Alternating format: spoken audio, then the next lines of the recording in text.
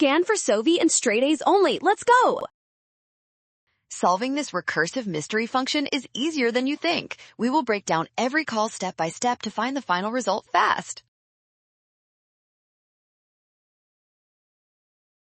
First, let's identify our base cases where n is less than 2. For mystery 0, we get 0, and for mystery 1, we get 2. These values are our essential building blocks.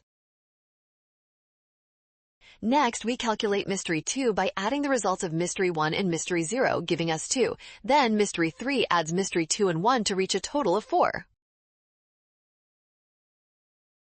Finally, mystery 4 is the sum of mystery 3 and 2. Adding 4 and 2 gives 6, making option D the final answer.